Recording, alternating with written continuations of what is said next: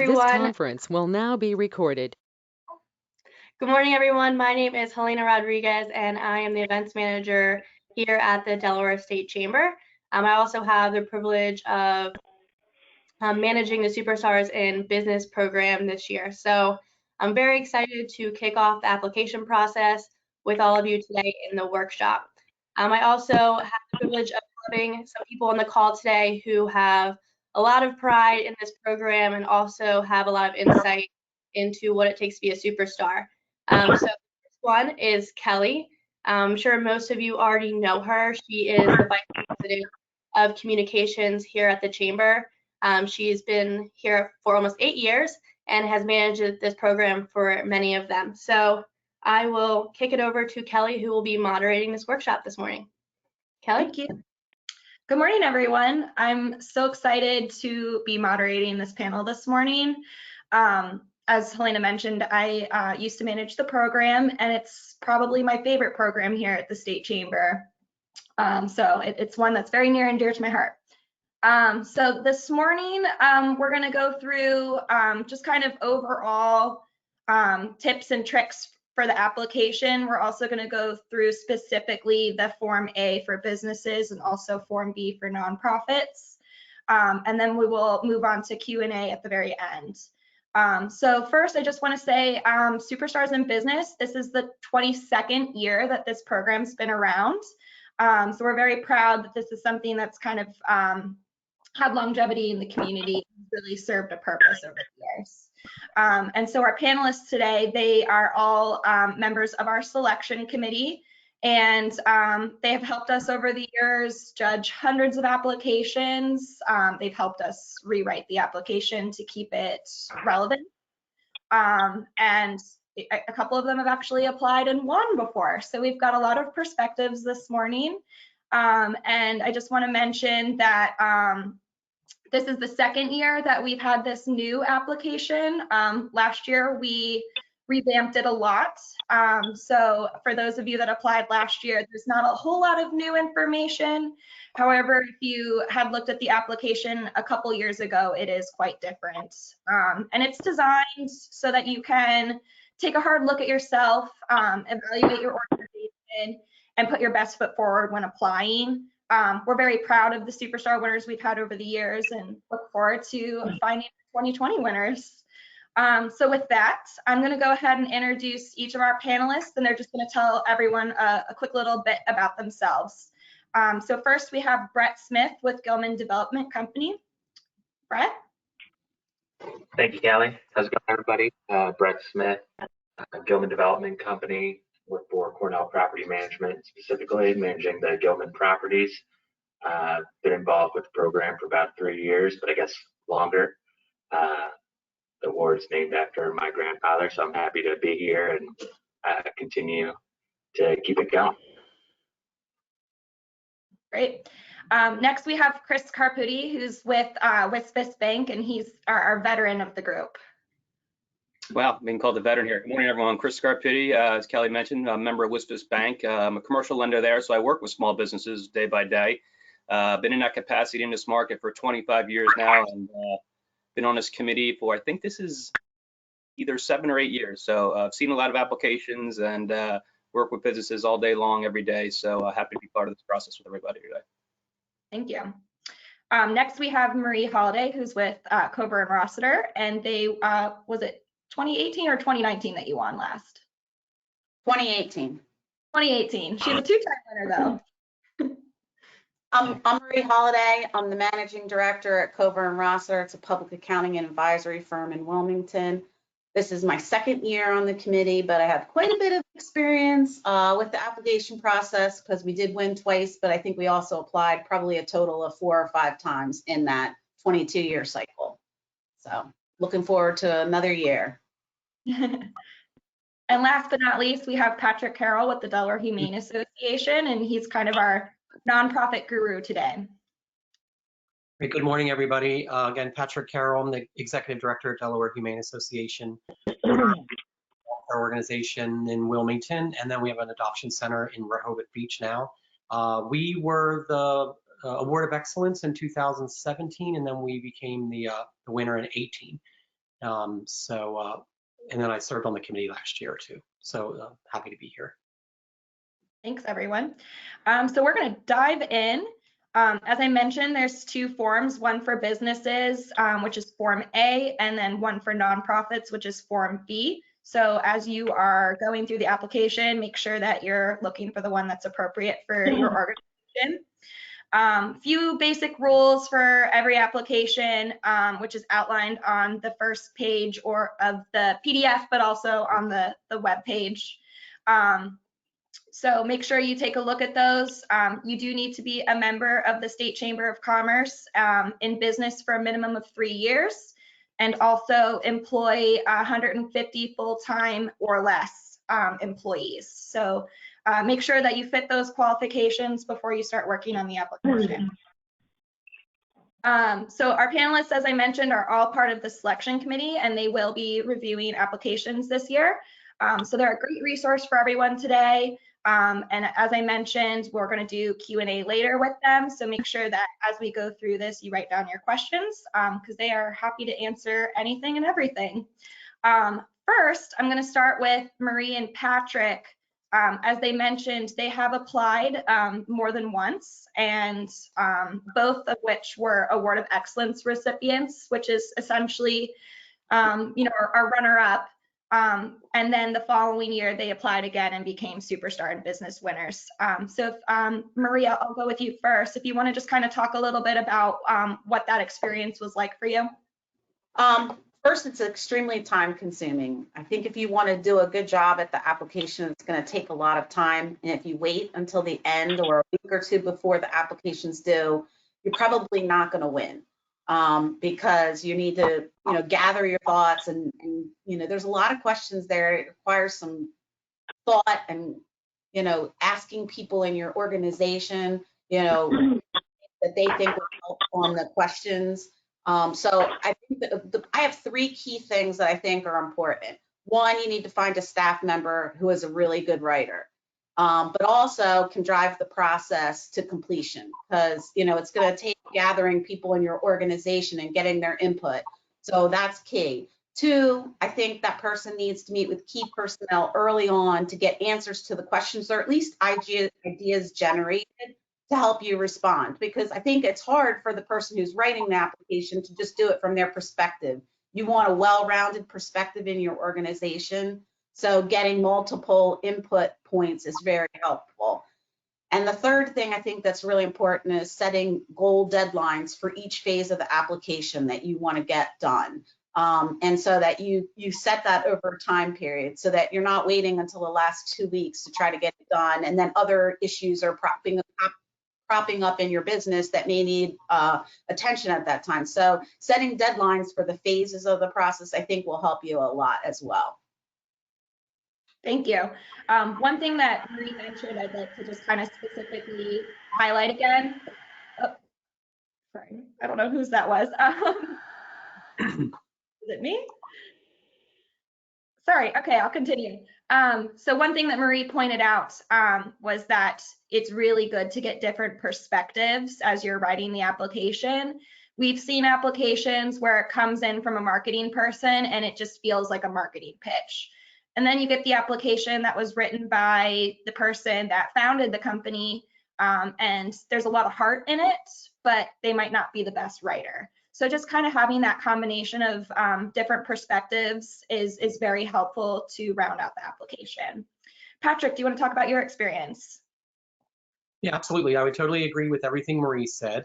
And from the nonprofit perspective, one thing is I totally agree with the idea that you have to figure out who the best writer or the best appropriate person is. In our case, and probably in most nonprofit cases, we put it in the hands of our director of development because marketing and development fell under him, and it really was, we kind of looked at it as a grant application in some ways because we would want to be the superstar in business. One big reason would be for the awareness and the recognition so that people will, the community will support us and know who we are. So that has an amazing amount of value to us. So same thing where the guy who was in charge had to really connect with a lot of different people in the organization you need that person who can do that. My big piece of feedback when you do it over and over is to listen to the feedback the panel's given you. So each year, I guess we applied 3 or 4 times. And each year we really tried to hone in on what that feedback was and listen to it, because they're telling you exactly what you need to do to improve it. It really, again, pushed us to think about what made us a superstar and why we were different from other groups like us. And that big question nonprofits have now is how we measure our success, because obviously that's a little different in each nonprofit, and a lot of grantees and foundations are really pushing that issue of why are you relevant, how do you measure your success, and the whole process for us pushed that very well, because we really had to think hard about it and make sure we fine-tuned it. Thank you. We are going to dive now into some do's and don'ts and the structure of what a good application looks like.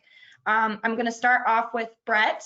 And one of the things that was new last year, we implemented a 500 word count limit per question. And Brett, if you could just kind of walk us through that and why it's there. Yeah, definitely. So we had a group together to revise the application and get it more up to date. But one of the primary focus points was the substance of the questions and what we're trying to get from the applicants. So we wanted the applicants to be able to state their answers very succinctly, because we felt that if you could do it in less words, that would be more powerful, and it would for those selection committees. So it would make it easier to see, okay, this person is a superstar because they can answer this question with as few words as possible. So that was a big focal point for us in the revision. Great.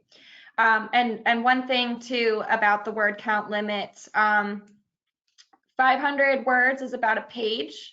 So if you think about all the questions in Form A or B, we've also set a page limit. So your application should not exceed 8 pages in total.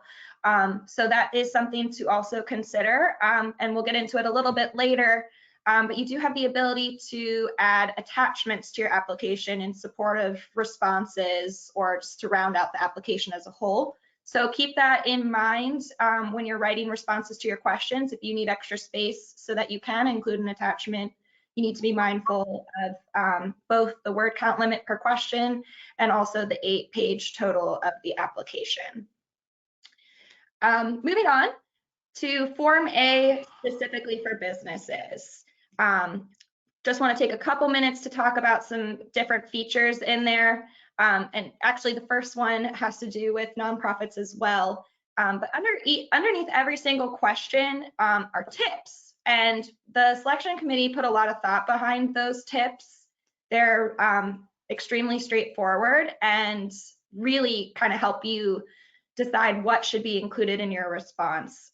So I want to point out the fact that there are tips underneath each question and that you should really look at those and consider including responses to those tips in your responses. Brett, I'm going to throw that back to you again. Do you have any additional thoughts about making sure you use tips? Yeah, if we wrote the question and provided the tips, so if you're stuck or don't know what direction to take it, look in the tips and there'll be key information that the committee is looking for.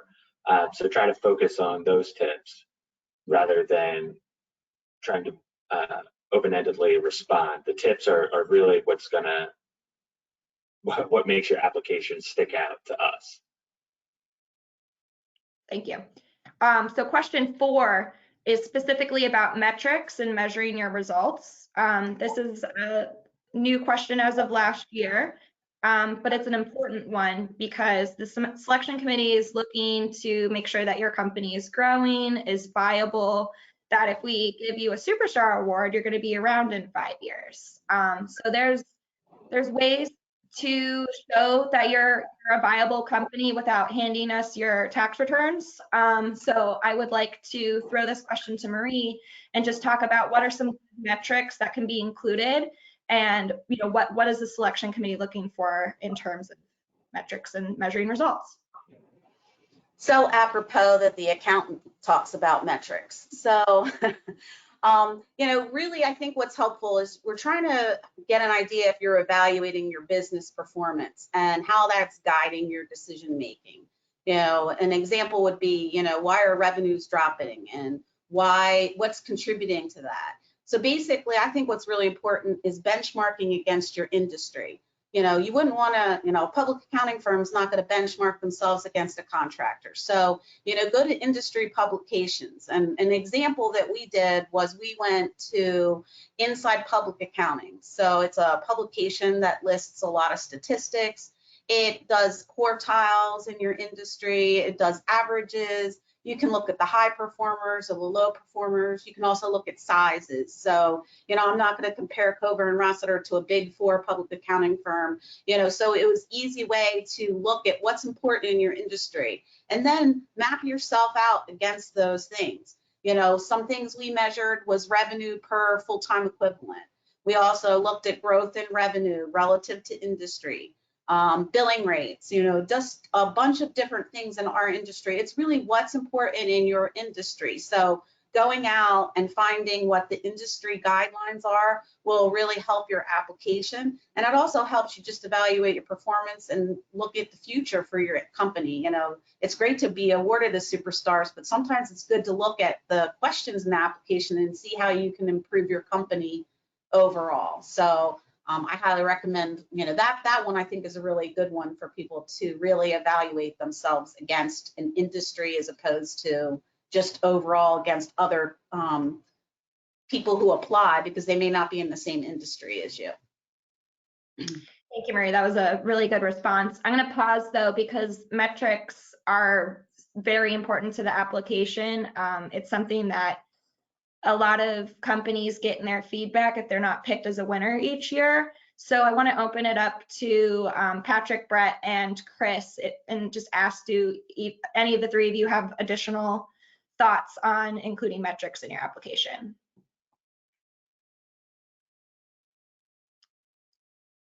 So Patrick, you're muted. Yep, sorry about that. Again, with nonprofits, clearly we're a business. We want to operate like a business with, revenue and expenses, and hopefully we come out ahead. We want to talk about that, but I think the biggest metric with us is that we're meeting our mission and how we define that. And, again, defining success. For us, how many adoptions we do, how many surgeries we do, how many animals we take in, those kind of things. But for us, even a new metric is measuring our length of stay. That's the best measure of our overall success, is keeping animals in the building as short time as possible because it impacts everything else. Thank you. And Chris, I see that you'd like to also respond. Yeah, I was just going to reiterate a little bit, Marie. Her answer really was excellent. I mean, I think, and there's a part on the selection committee later on, but the selection committee exists. There's a lot of different folks on that committee with different expertises. And, I think we all bring, our viewpoint to these applications to our own lens of what we do every day. And as a banker, everything Marie said really should be taken to heart, because that is, there's a story to tell with your business, but there is kind of a language of business, and, metrics and how you measure your business are important. And, again, you don't need to necessarily give us your tax return, but, there are things you're looking at inside your own business day by day, and if that's how you measure yourself, don't be scared to put that in your application, because it's exactly the kind of information we're looking for as selection committee members as well. Thank you. Another question, which actually is on nonprofit and the business forms, but what makes you a superstar? This was a new question last year. We really like the idea behind this application, so it is still on the application this year. However, last year it was the last question, and this year it's the first question. Brett, Brett, do you want to just talk a little bit about why we have this very open-ended question? Yeah, so this is the only question that doesn't have a tip. So it's your opportunity to answer however you want.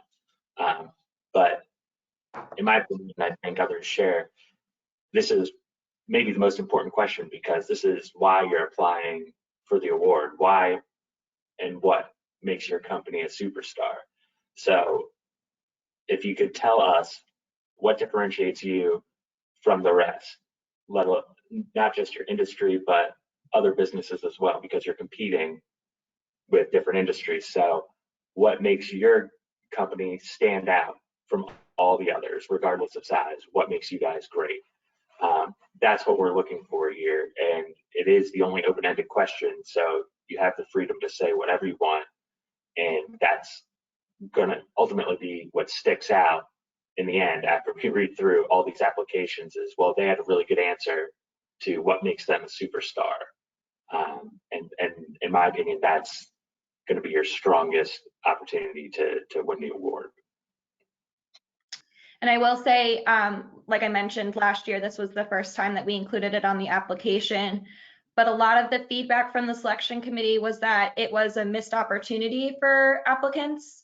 So I want to tell everyone that the selection committee holds a lot of value in how you respond to that question. Chris, I want to just throw this question to you as well. If you could talk about the what makes you a superstar question. Yeah, sure. So I thought of this last year. This was our last question on the application, and I kind of thought of it as the closing argument, you know, akin to an attorney talking to a jury. You have your facts of the case, but this is your chance to summarize and really drive home your points. Not to repeat everything you said already throughout the other questions, but to kind of summarize. The problem we saw in the applications last year were, and to Marie and Patrick's point earlier, it takes time to work your way through this. So by the time folks got to this question, it's almost like they ran out of steam, and they missed a really good opportunity to answer an open-ended question as to why they're a superstar. So we moved it to the top this year. So now it gets to be your opening argument. So, you know, take the time to drive home a point that you might not be able to fit neatly into one of the other metric-driven questions. You know, take time to really highlight why you're different amongst your peers, where you stand out with inside your industry. This is a chance to do that. And with the word count now, you know, the other questions will fill up quickly. You'll be surprised, but this is your chance here to drive it home. So why it's open-ended and why it might seem like a little bit different from all the other questions, this in an odd way is probably the most important question on the application. Thank you. All right, moving on to Form B for nonprofits. Patrick, there is a question on here specifically about expense allocations. It asks for percentages, and then it also gives space for people to explain those numbers. Can you talk a little bit about that?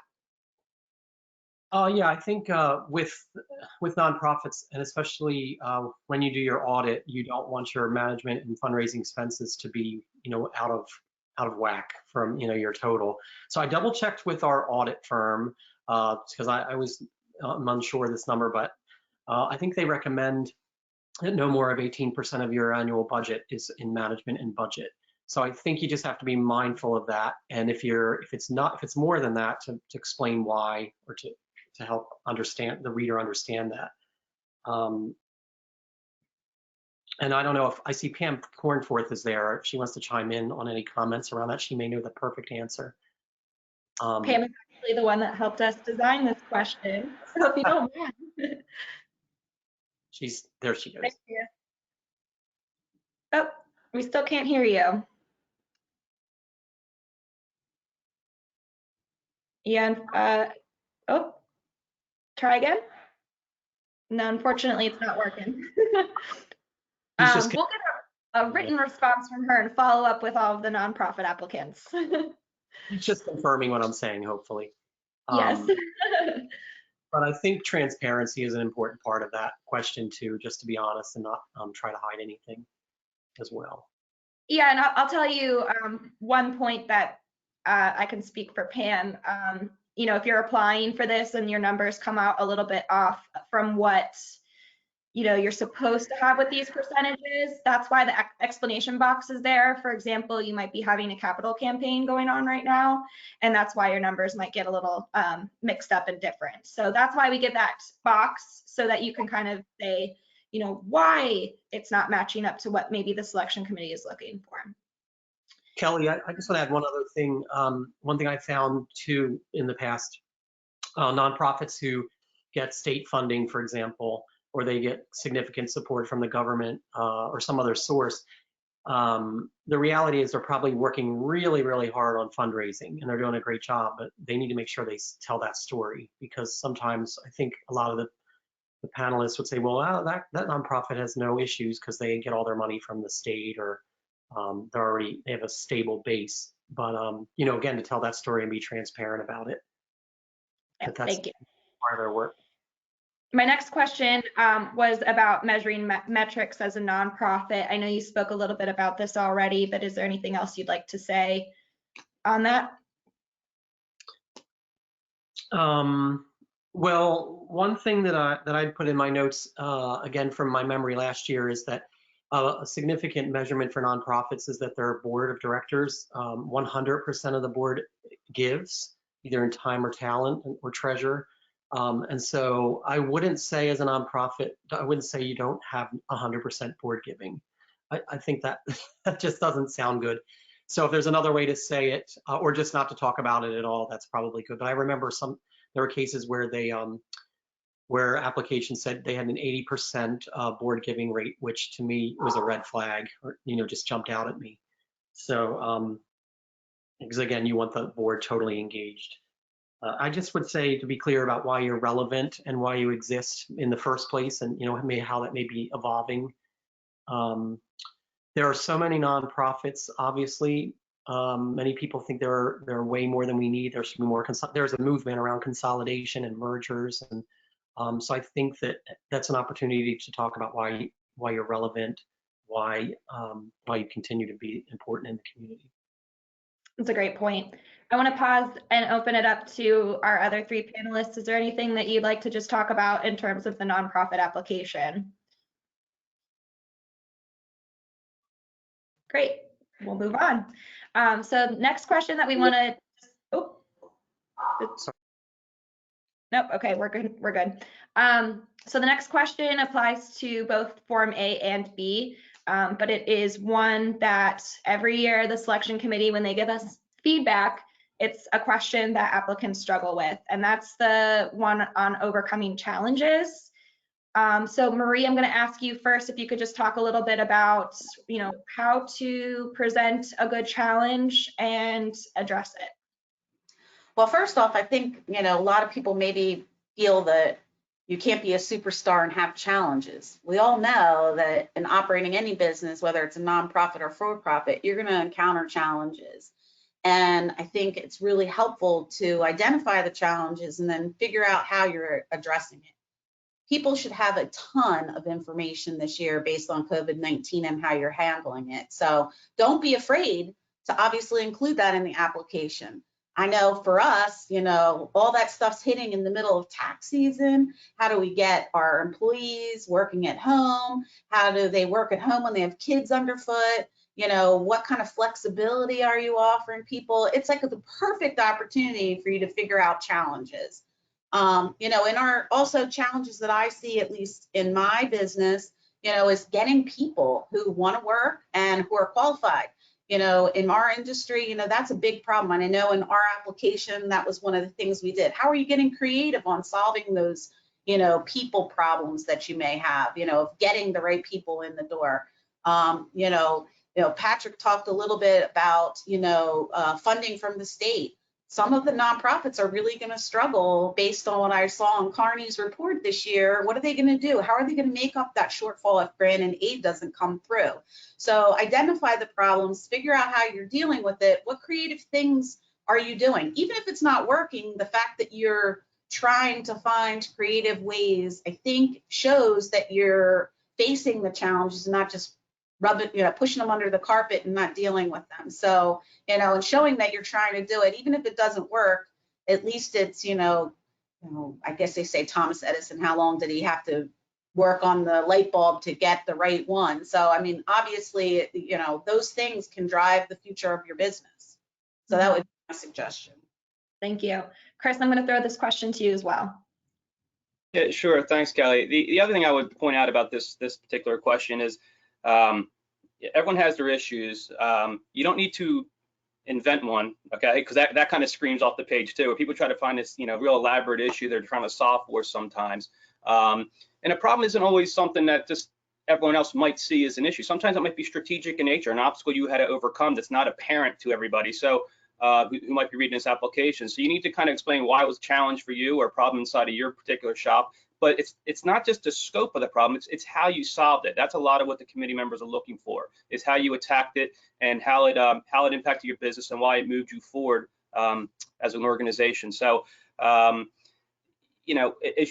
you manage your businesses on a day-by-day basis, you know where those strategic pitfalls are. So help highlight them for the committee members, and then be very specific how you overcame them and how it helped move your organization forward. I think that's a good way to kind of think about this question. Great, thanks, Chris. We're going to transition a little bit to just general best practices. The 4 people that we have as our panelists today, they've reviewed many applications. I'm talking hundreds over the years. And as I mentioned earlier, they've also written the application. So they've really seen both sides of this process, and they know what a good versus an application that can be improved upon looks like. So I just want to talk a little bit more and emphasize again that tips under each question are so important. Please look at those, read those, and try to fit those into your responses. But we're going to go through just a couple like pro tips, if you will, that aren't necessarily outlined. And Patrick, I'd like to start with you first on cutting and pasting your answers. Yeah, we want to make sure that you write, what's the right word? I guess just that you start from the beginning and you don't, it doesn't appear that you've pulled this from a grant. I'm the one who said use grant, grant application. It's like a grant application. So I wouldn't cut and paste from a grant application so that it sounds so generic. Definitely do it in a unique and authentic way. But the one big thing is to speak from your heart. Not only, nonprofits, that's kind of easy to do based on the mission to write from the heart and the impact that you've had. But even with businesses, I really appreciated last year, especially individuals who started their own business or as a family they did, and they spoke very much from their heart about their upbringing and what mattered to them, what they learned from their parents and how they put that into the business. That just jumped out at me. I also think that humor jumped out at me. When you're, I think it took me an entire day to review the applications. I had to go in quarantine and just focus on it. And, so it can get monotonous, but the reality is that if you speak from the heart and you're funny but not corny, I would definitely emphasize not being corny, but just adding that nice balance of humor. I'll use a good example. Somebody said that something happened to their business and it was like a knife to the heart. Like that was an image that stuck with me a year later. I thought it was kind of funny, but also it was very heartwarming and humorous. Thanks. And yeah, I just want to emphasize the point about cutting and pasting. The selection committee can tell when there's a clause copied off of a marketing flyer and put into your response. To Patrick's point, speaking from the heart and really like telling your business's story is what resonates with them. Your marketing flyers is just not going to set you apart from the rest. Next, I want to talk about whether you're a franchise or you have a national affiliate, or if you're headquartered outside of Delaware, are you still eligible? The answer is yes. As long as you're a member of the state chamber, you employ 150 people or less, and you have been in business for a minimum of 3 years. Chris, can you talk a little bit more about that? Sure. I think so. As it relates to franchises, I think look, franchises are great. They come with high-powered marketing teams. They write beautiful, polished puff pieces, and when it's time for you to write your application, it's so easy to just want to kind of incorporate the national kind of look of your franchise and kind of just drop it in your Delaware application. That's not what this application is about. This application is about how you run your Delaware-based business. It's tough sometimes for franchises to kind of shine through, right? Why it's a small, closely held business when it's, if you say you run McDonald's, right? But there are going to be ways to tell that story, and you gotta really cut through and think, how your business applies to what you do here in Delaware. So whether you're nationally affiliated, a franchise, or have operations elsewhere, we have seen it all. I think we had a winner a couple of years ago who was I want to say it was Jersey business or headquartered Jersey, but with a very significant Delaware operation. They were a winner. It was an excellent application because they were able to shine through how they impacted Delaware through community, through metrics, through how they managed it, what needs they were filling in the community. And this was not even a not-for-profit. This was a for-profit business. So it can be done. So my message here is just resist the urge to just kind of, spew forth the kind of national scope of what your franchise or national affiliation is. Talk kind of through how you work through Delaware. Thanks, Chris. Yeah, it's very important that if you are one of the 3 scenarios that we just described, that you really truly focus on what you're doing in Delaware, because it is a Delaware award. Financials, Chris, I'm going to throw another question right back at you. We've talked about this a little bit earlier, but I think it's important again to emphasize that the selection committee is looking to make sure that you are a viable business. So as a banker, can you talk a little bit about finances? Sure. So I don't think there's many examples on the wall, and I'm talking to a wall no one can see now, but in the state chamber boardroom, there is all the list of winners going back many years. And, we look up at that, and, most of those businesses are still thriving and operating today. It's important that who we choose this year is on that wall 10 years from now. Again, we're not looking for your tax return or your personal financial statement or your account number, but we need to know why your business is viable, why it's sound, and why you're going to be here for the long term. We talked a little bit, Marie in particular, talked about metrics you can use. You can tell that story with those metrics. And again, whether you realize or not, you manage your business all day long with those kind of reports. So just be sure to get that into the into your application. Again, it kind of shines through. We can kind of see through the businesses that are, are one-hit wonders, so to speak, or the businesses that are really ramping up and growing and have long-term growth. So, we don't have a crystal ball. That's not easy, but we'd like to see businesses that are viable and show some financial strength and growth. Thank you. Last question that I have on my outline. What is a good attachment and what is a space waster?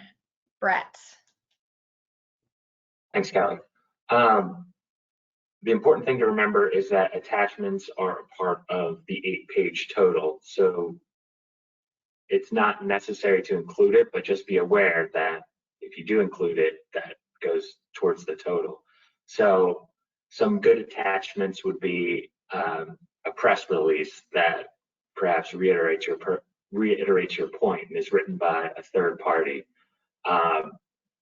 Some other examples would be a financial chart or graph that further explains your answer previously. A space waster, testimonials can be a space waster sometimes because they just reiterate how great of a business you are or one specific example. We're looking for a big picture. So if you have a testimonial that describes the big picture, that's great.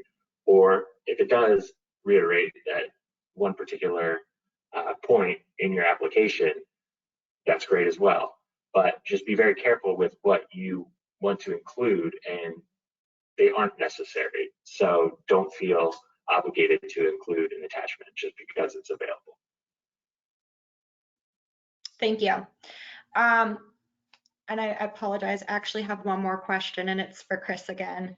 But as I mentioned earlier, you're the veteran on the committee, so I'm going to throw this one back to you. But it's really important to just mention that if you're not selected as a winner, please don't be discouraged. We have 2 people that are on the panel today who have both mentioned they've applied more than 5 times or 4 or 5 times. So can you just talk about the importance of just keep going through the process and don't be discouraged? Yeah, some feedback we've gotten over the years from business owners about this, and particularly those who haven't won, is you learn a lot going through this application. You'll learn a lot about your organization. You might have been asked a question you haven't really thought about before as it relates to your business. So this is a process where you might not be successful the first or second time through, but it's about learning about your business, and then a little bit learning how to write a good application. You know, a lot of these stories, I mean, I can think of one, and it's a business that I knew very well. Well, in fact, they were a client, and a very cool business, something that should have been easy to write about, easy to brag about, and their application, frankly, was terrible. I mean, terrible. And you know, it went right to the bottom of the pile. And you know, we gave feedback, and it's meant to be constructive, not critical, and said, you know, you need to do these 4 or 5 things to improve your application. And they took it to heart, and they came back a year later with what I think today is probably still one of the best applications I've ever seen, and they were a winner. So so you know, there are a lot of great businesses in Delaware, and this is stiff, tough competition. So you might write the perfect application. You might find that, you know, there's some things you get in the feedback session that follows the program about how to improve it. Take it to heart. There are 20, I forget how many people on a committee last year. It ranges, but I think last year was the largest committee we ever had selecting, and there's a lot of experience around that table. So you know, the feedback you get, it's coming with good intentions. So if you take it as constructive and not critical, I think you can learn a lot about this process and maybe your business as a whole. So you know, I would say stick with it. Look, we've seen people come in the first year and win, and we've seen people, you know, take 4 or 5 years, and we see people come back who win it and take some time off and come back and go again. So it all looks a little different depending on who you are and how you're writing the application, but don't take to heart if you do not win. Take it as an opportunity to learn about your business and kind of flesh these things out. Thank you. That was a great response. Before we switch over to Q&A, any last advice from the panelists? Marie? One of my best pieces of advice is to proof the application very well and have multiple people do it. So last year in the process, I noticed somebody had the same answer for two questions.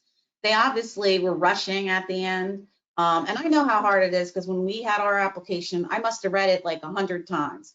And by that time, you know, you're getting kind of tired. You think you know everything that's in there. So having multiple people look it over and make sure that you've answered everything in the question and that you've spelled things right and all that kind of stuff, you know, the proofing of the application, I think, is extremely important. Thank you. Chris, any last words? I would just say the application, at the end of the day, you're striking a balance between writing the story of your business, but this is not the great American novel, and you know, kind of the language of business, you know, metrics and how your business operates in the community. The star application is the one who walked that line. Finally. I think one of last year's winners, a couple years prior, application, another good business, but it was over the top a little bit. You know, it was too dramatic, and everything was the biggest problem in the world and how they overcame it. And you know, it just read more like a book rather than like a business paper. Again, came back, refined it, and walked away a winner last year. So make sure you're just striking the right tone in your application, that it's not too flowery with the story, but it's not just so mechanical with business. Tell your story, but drive home how you operate in the community and as a business manager. Thank you. Patrick?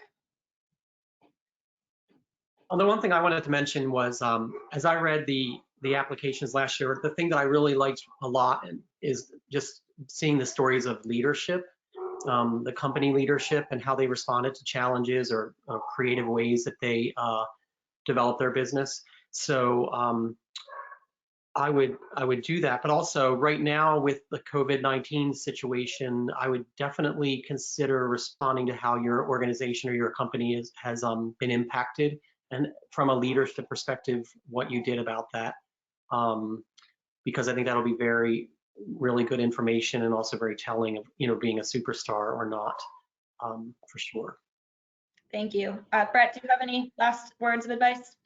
Yeah, I was going to say, if you have any questions throughout the process, feel free to reach out to Kelly or Helena. We're here. They'll connect you with us, and we're more than happy to help you if you need a point of clarification or some advice or just anything, really. We're here to help. Great. Helena, I'm going to turn it back to you. I see that we have at least one question. Oh, you can see the questions. So thank you, everyone. That was awesome. I really enjoyed hearing from each of the panelists. So we have some questions for you, and I'll just throw it out, and then whoever wants to take it, please be my guest. We have a question about the attachments. Will the committee, will the committee accept an attachment to the application as a link to a document, for example, a voluminous report newly drafted within last 6 months? Does anyone have an answer for that one? I know I'm the moderator, but I'll answer. Go for it. So I guess the question is, the link, is it multiple pages? Even though you're sending just a link, if the committee's clicking on something and then finding a multi-page report that exceeds the 8-page total, then technically you shouldn't be sending that. Thank you, Kelly. Any tips for completing financials if the nonprofit has a self-sustaining model? Patrick, do you have an answer to that one?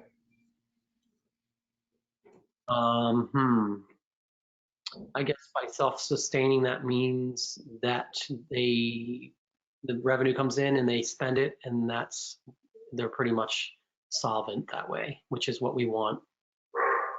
I'm not quite sure.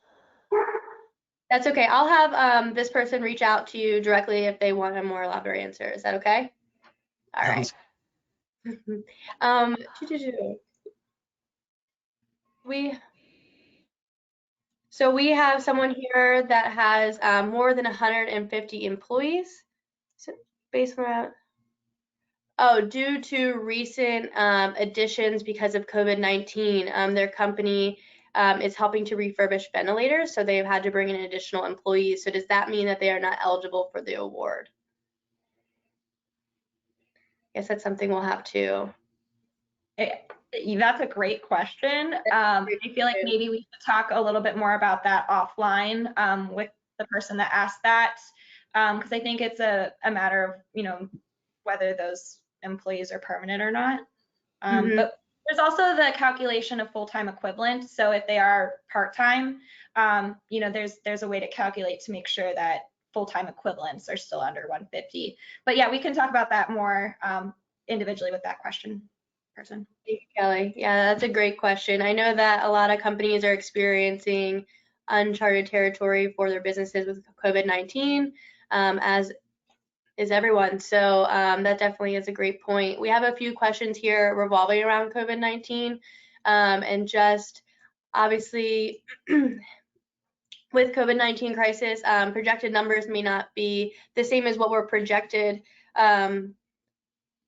or what they had planned for. So will this be considered and how they overcame the crisis? Or maybe we could just expand a little bit more about COVID-19 and how that might look for this year and what should be taken into account on the application. Does anyone want to expand on that? I know we had talked about it in our prep meeting. Yeah, I can touch on that a little bit. I mean, this obviously affects every business. So maybe you can discuss proactive steps that you took before the stay-at-home shelter happened and everybody had to start working from home. Changes your strategy that you had for the year. Perhaps it changes your strategy for 2021 as well. How far are you looking? What adjustments are you making? And how do you plan to make it on the other side of the crisis? Hopefully sooner than later. But what steps are you taking regardless of whether it's sooner or later? Mm-hmm. Helena, I have a response as well. Also, too, I feel like, there's a new norm that's going to be following this. So maybe there's some permanent modifications that your company is making due to this crisis, and just addressing, moving forward and how you're going to come out of this as a better company. Just talking about that if you have a plan. Yeah, that's good. Anyone else? All right, that's all for the questions that I have in my chat. We have a few more questions. If anyone wants to come off mute and ask them, we can go rogue a little bit here and do that.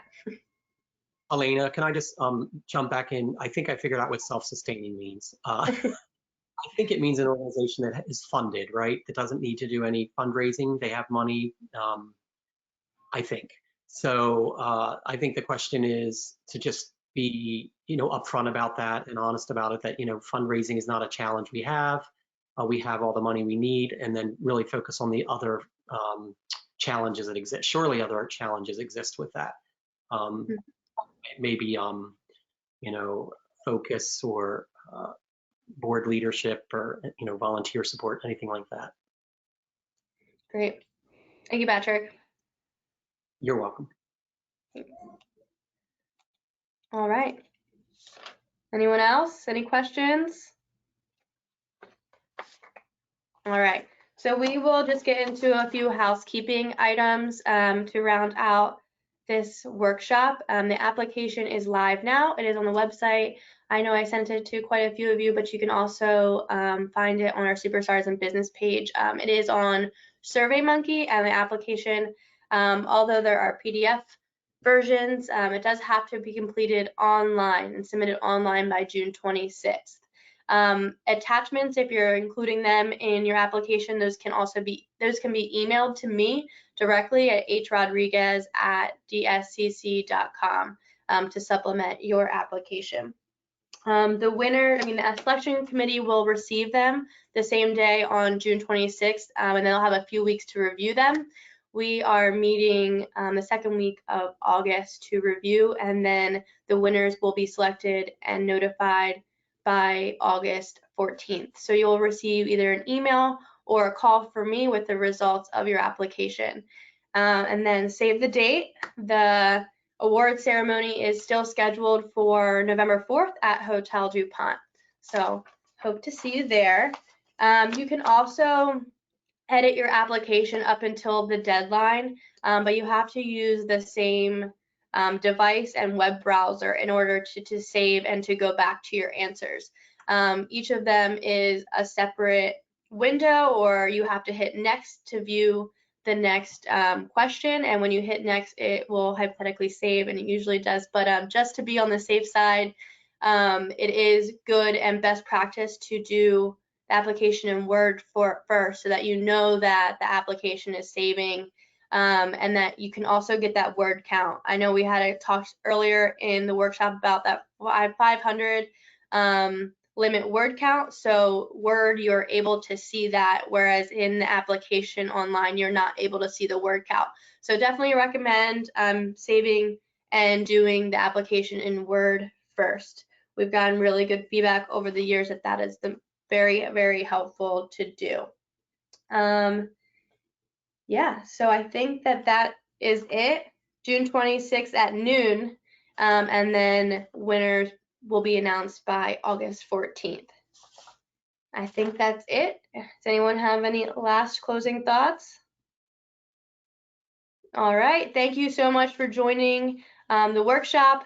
We would have loved to be with you all and live and here at the chamber, but I'm very thankful that you all were willing to hop on a call today and do this digital. So good luck to everyone. We're very excited, and we hope to see you soon.